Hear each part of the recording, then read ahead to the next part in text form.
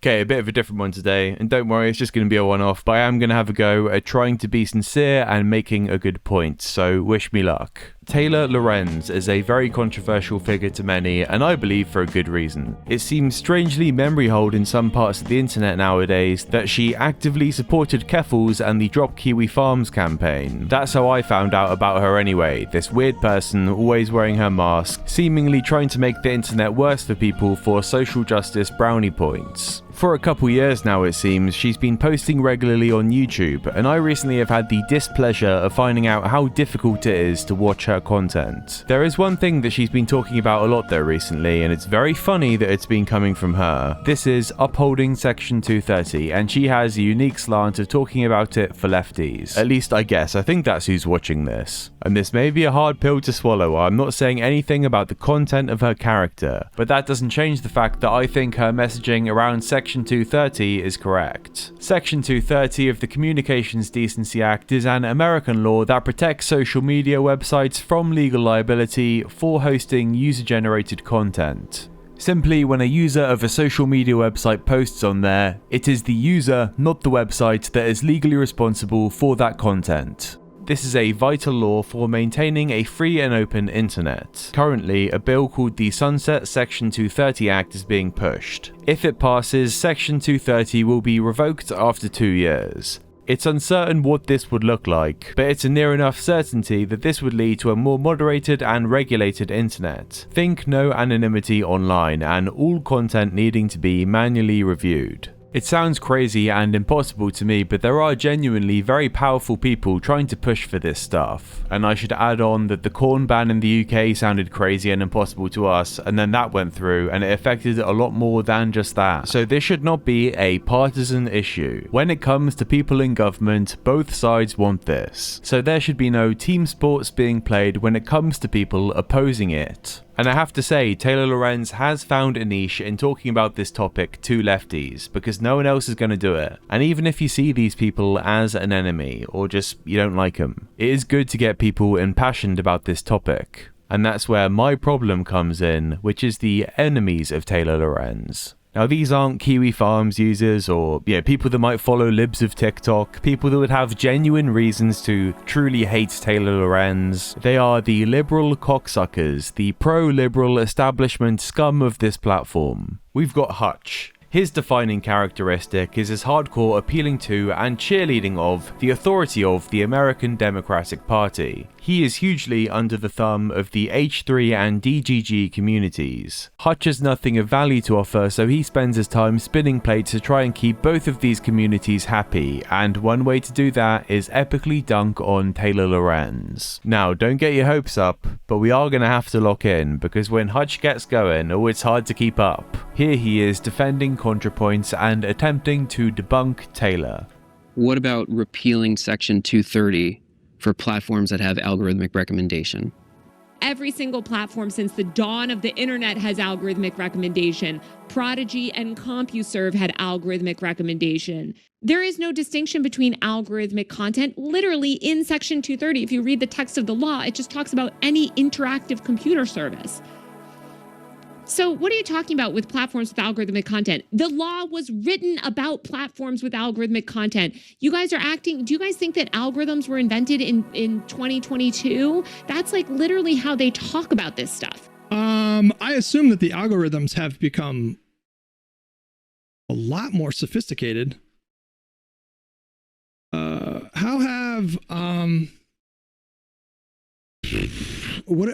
are we describing it? Algorithmic.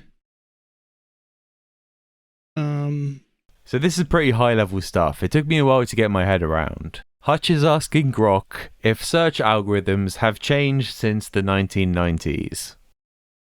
Search engines changed from earlier, I guess, browsers like CompuServe. Is that what she said? Like CompuServe. Facebook invented algorithms. Is that true? That can't be true. She's doing the thing where you misunderstood what's being said. What exactly did he say again? Hang on. Oh, well, Hutch is trying his best, and this high-level analysis gets brought up due to the doom scroll discussion around the Algorithm Accountability Act. This is in the early stages of the legislative process, and if this is passed, online platforms that use automated systems to rank and organize content could potentially lose their Section 230 legal protections if they are found to not be exercising reasonable care.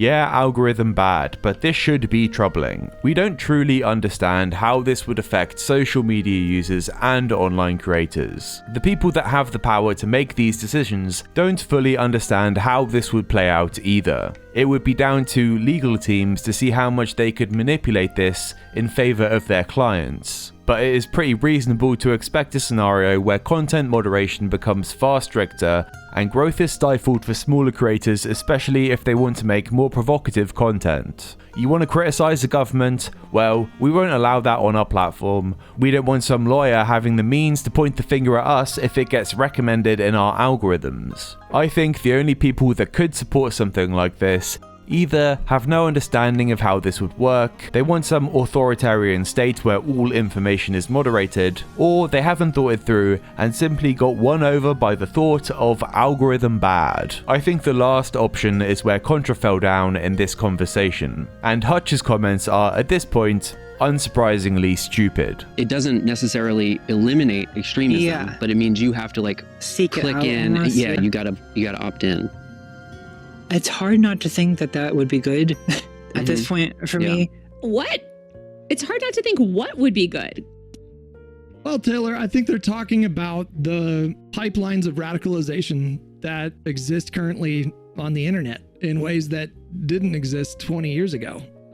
Why not just engage with that concern in good faith instead of nitpick about the particulars? I mean, the particulars of what they're trying to accomplish matter less than what they're trying to address, if that makes sense. No, this doesn't make sense. In fact, this looks like grasping at straws. The particulars are very much the most important thing as to why this is being criticized. If there was some magic button that could make depression and dangerous extremism go away, everyone would push it. It's a completely pointless, numbskull type of conversation to have. Bringing up political extremism in this context is a vibes-based emotional argument. It sounds good, but there's absolutely no practicality to this, and if you don't consider how this would affect the distribution of information, well, in my opinion, you have fundamentally failed in your analysis of this situation. But you know, Hutch is stupid. We're not really breaking any new ground there. Destiny is a far worse case. He is incapable of agreeing with someone that he perceives to be an enemy,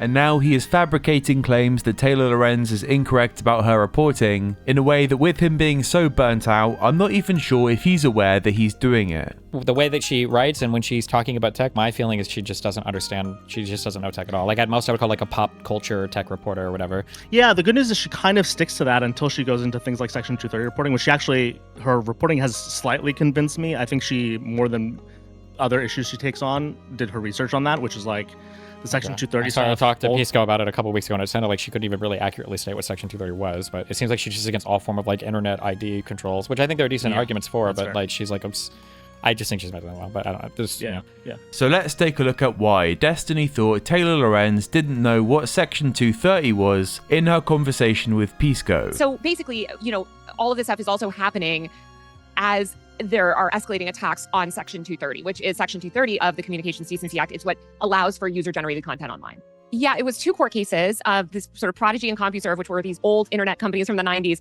effectively before, this was like when the internet was just coming about. And so they didn't really know how to regulate it. And they were sort of debating, like the far right Christian fundamentalists, they wanted a system where every single thing online was pre-screened and actually given a rating, like a movie style rating system. I don't even know if she knows what Section 230 is or what the law is about or what is going on. Pisco obviously does because he's not fucking retarded. I don't know if she actually knows or if she just has like the propaganda points.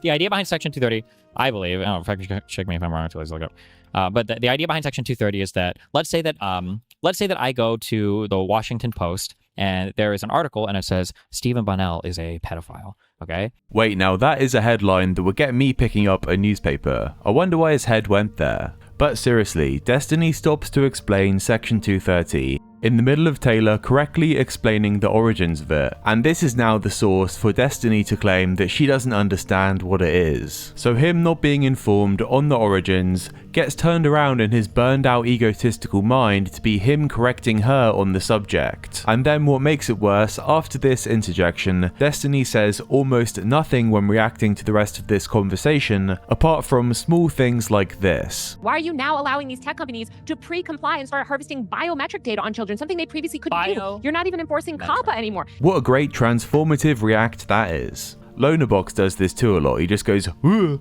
or he repeats a word back cynically when he has no argument. It's really annoying. But maybe Destiny did have loads of comebacks for this conversation. Maybe he wasn't paying attention. I don't think this is the case personally. I think Destiny didn't interact with this 20 minutes of content because generally Taylor and Pisco were pretty correct in their takes. But Destiny still, to keep up his appearance, has to say that they are bad. So now Destiny is just brushing arguments aside from people that are far more informed on the situation than he is. And in this cruel world, this manic does have influence over quite a large group of Indians. And to make things even worse, he blindly makes this uninformed statement that he is for the Algorithm Accountability Act. I think no Section 230 protections for any platform that uses algorithmically generated content.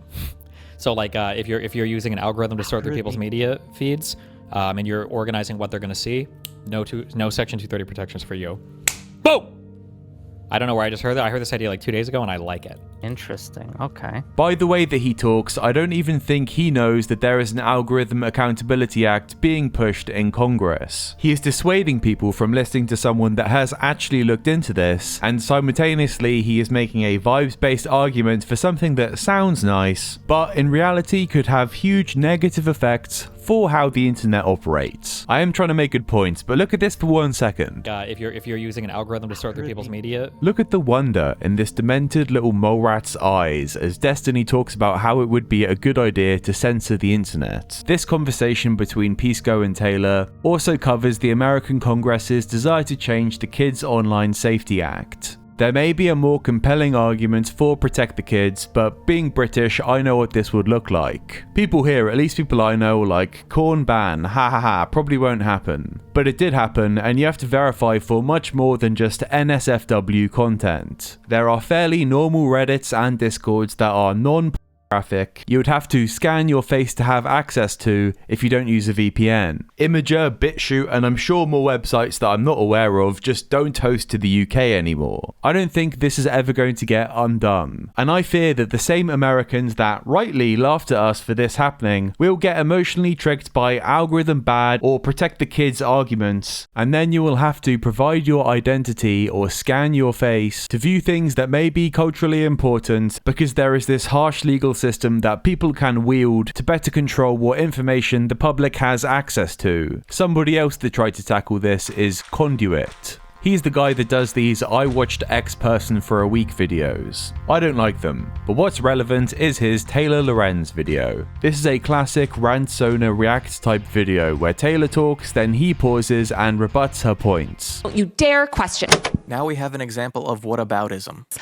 Where the prior segment was whataboutism, now we get to Mott and Bailey. Oh no, she did a hecking Mott and Bailey argument. This video is spent shadowboxing Taylor Lorenz with debate bro terms. There's actually not that much to say about it, I just find it quite funny. I don't think he's dishonest in the way Hutch and Destiny are as well. He even says he agrees with Taylor Lorenz's broad points in this video, so I just don't understand why the hell he made it. At one point I think it was supposed to be a collaboration with this Princess Mantis. No one knows how to gas the like Taylor Lorenz does to Ethan. Very interesting stuff coming from this channel, but no, Taylor Lorenz was relevant to this group of people, so Conduit jumps on this video to criticize the person even when he agrees with the broad message that they're pushing. But the fact of the matter is, you could come away from watching Hutch, Destiny, and Conduit's Section 230 content at best having no idea what's going on, and at worst, and I think most probably, picking up pro-censorship arguments on accident because these people want to argue against someone out of spite. Unironically, DGG and Hutch's communities would be far more educated if they just sat down and watched some Taylor Lorenz content. That's how bad it is over there. But I do just want to point out me and how awesome I am, because I probably find myself taking more right-wing positions than these losers. But I'm not caught up in this egotistical online warfare. I don't care about upsetting a bunch of fragile Jews or DGGers. So despite the fact I am more politically further away from Taylor than these people, it's quite easy for me to point out that on this topic, she's correct. You don't want the best case scenario, which is some old ass coffin dodgers that don't understand how the internet works, creating laws that will screw everyone over.